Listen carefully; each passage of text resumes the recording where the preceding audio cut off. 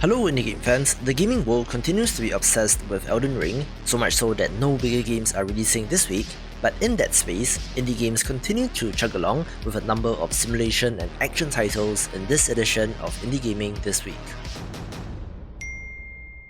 Let's begin with STHELL, an arena action first-person shooter that sees you taking on increasingly difficult waves of robots.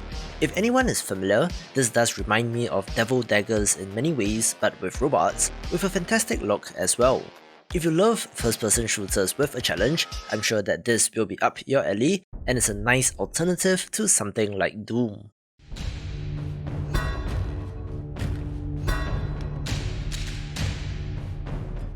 For some reason, blacksmithing games are weirdly popular, where the next title that looks to capitalize on that trend is Ironsmith Medieval Simulator, although I do think that the character models in this look totally out of whack.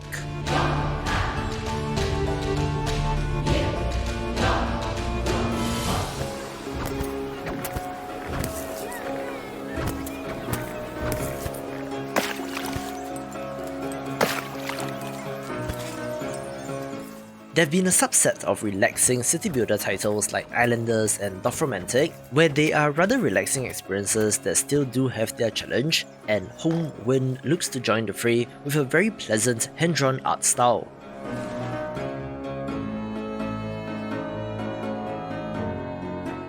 It is about strategically placing buildings within a certain radius of other buildings to maximize bonuses, all while you build ever-expanding settlements.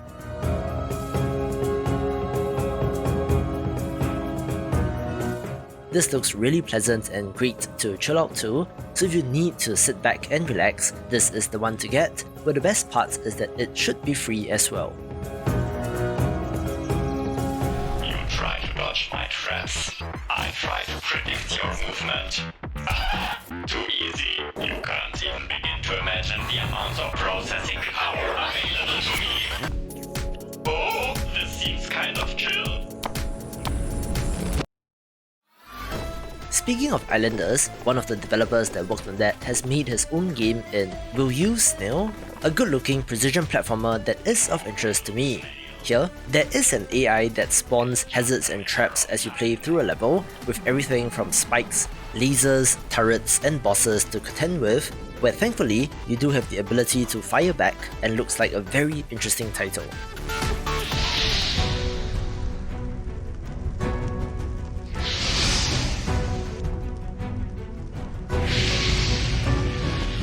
I did cover Divinity Chronicles Journey to the West when looking at upcoming roguelite deck builders, where this looks to be similar to Slay the Spire but uses Chinese mythology instead.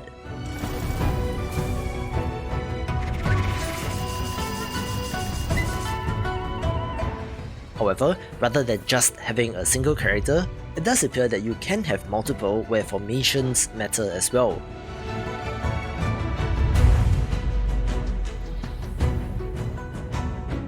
If anyone is watching that is familiar with the source material, you will see traits and abilities that the Monkey King is known for, such as being able to transform into his enemy, looking like a faithfully made one of these, which is interesting, where there should be English language support as well, but we'll have to see on the quality of localization.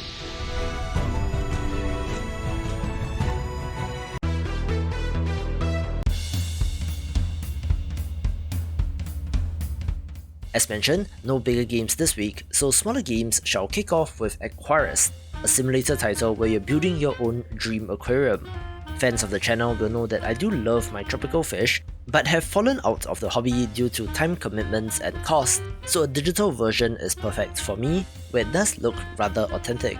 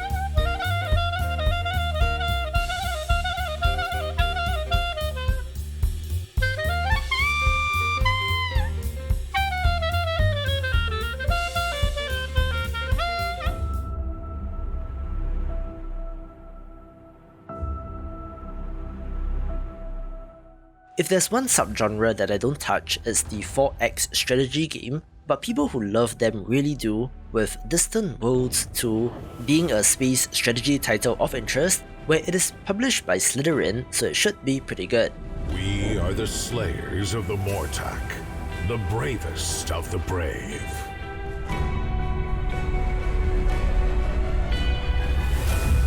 The traditions of our ancestors who came here in the age before live strong within us.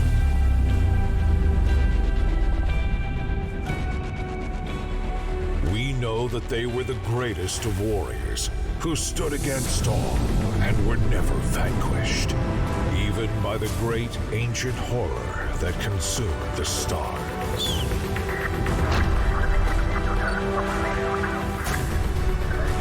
We have kept the old ways and the ancient pact to rebuild and regain the greatness of the champions of old.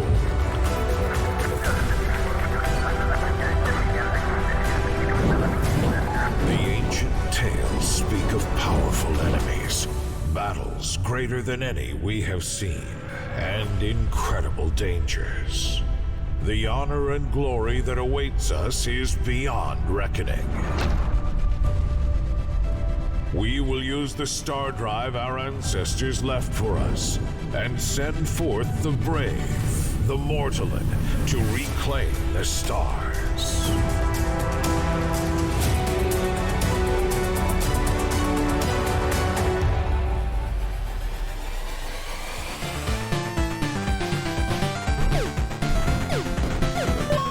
IZBOT 2 is a sequel to a precision platformer from 2015 that was alright, looking to continue that legacy with more of the same.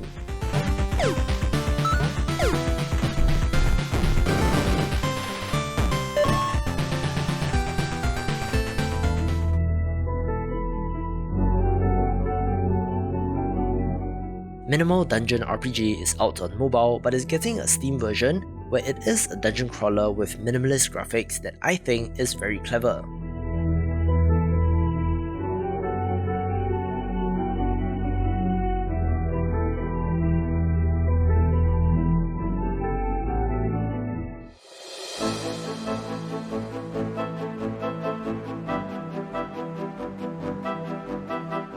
Potato Flowers in Flu Bloom is a first-person dungeon-crawling RPG that is combined with turn-based combat, coming to us from a Japanese developer and looks pretty neat.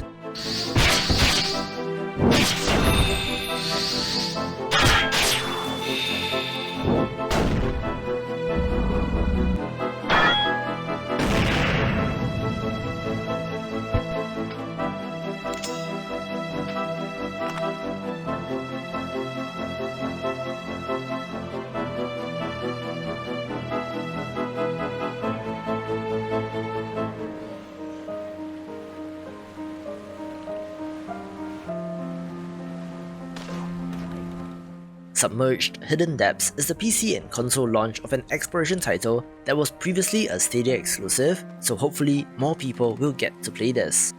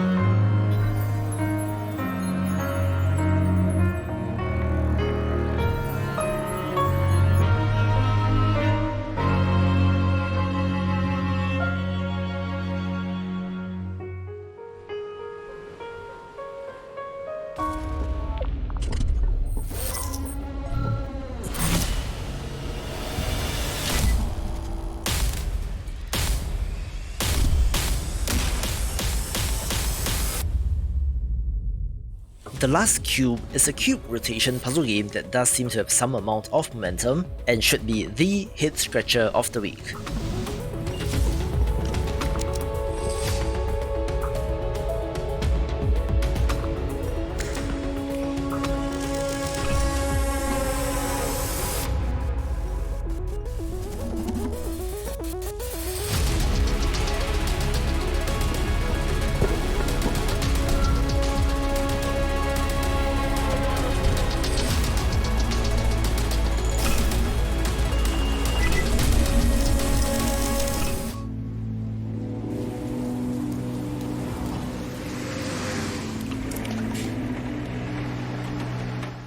Like Submerged Hidden Depths, Young Souls was a Stadia exclusive which launched sometime last year, where this beat-em-up RPG looks pretty good and will be of interest to fans of the genre.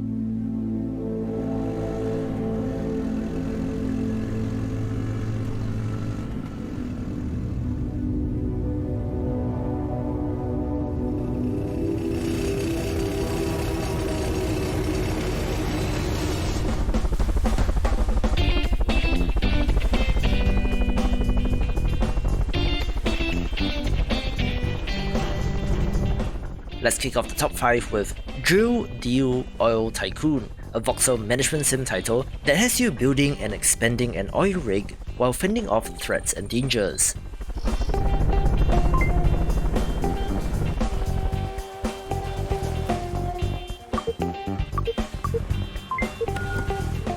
These include weather, terrorists, fires on board and more, and while I don't usually like voxel art, I think that it works in this case.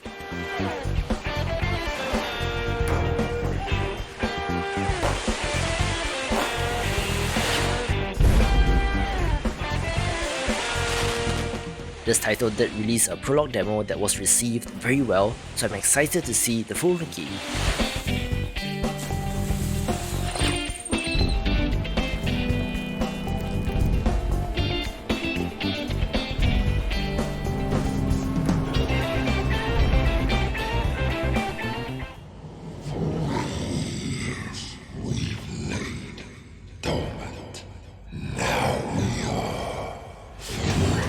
A fantastic looking third-person action title is STHELL Forgotten Gods, set in a cyber stone universe that combines technology with locations and designs inspired by traditional Aztec architecture.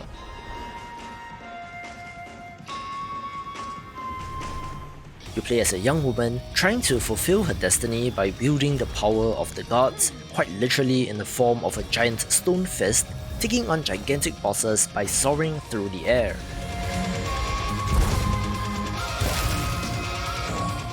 The boss designs in this look fantastic, and does appear to be a boss-focused title like Fury, having the potential to be very good.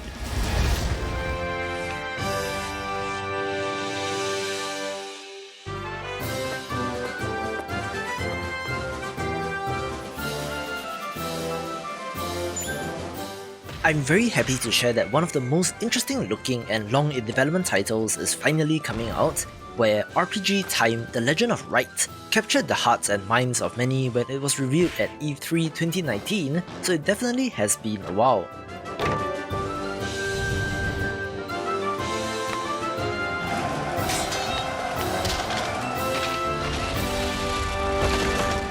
This uses doodles and sketches of a child as its art style, looking to incorporate elements from a variety of games, where the developer made an excellent narrated trailer, so enjoy.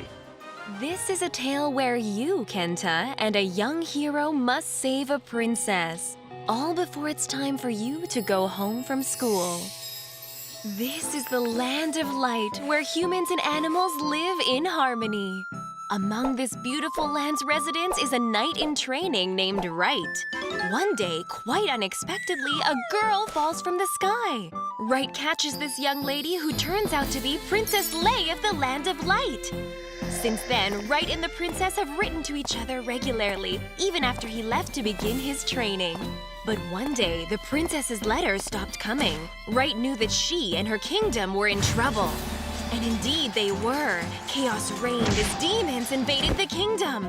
Right rushed into the fight but was swiftly defeated by the Demon King. Right, ever the determined hero, vows never to give up.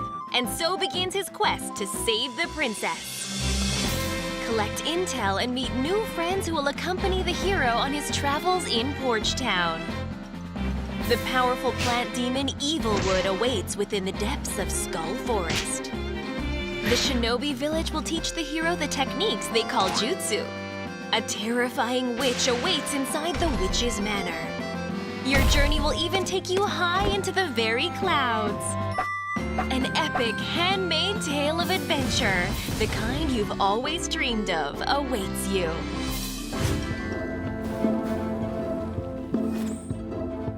If you're a fan of survival crafting simulation titles, I'm sure that Core Keeper will be of interest, looking to be like Stardew Valley crossed with Terraria.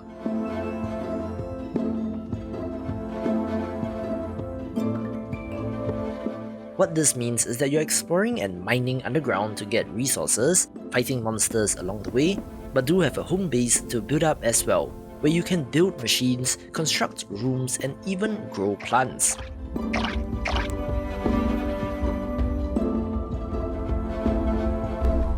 The combat looks alright as well, and does definitely look to be better with friends, where it is an early access title which should see continued support.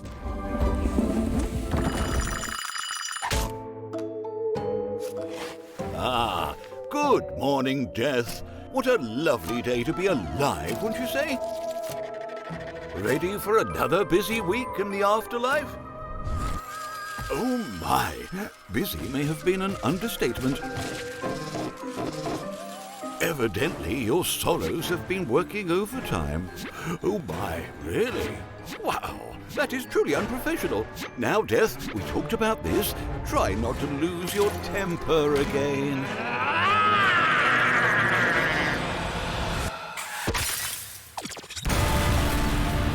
Maybe it's about time your subordinates showed you some respect. Well, you know what they say. If you want things done right, it's best to do them yourself. Hands down, the best looking indie game of the week is Have a Nice Death, a roguelite platformer where you play as the Grim Reaper, having to take matters into your own hands by disciplining employees who have gone out of control. The action and animation look so sleek and awesome, looking to have a Hollow Knight meets Death's Door vibe, where I believe I'll get sucked into this, taking the #1 spot. For more roguelite titles, watch these videos and I will see you after the jump.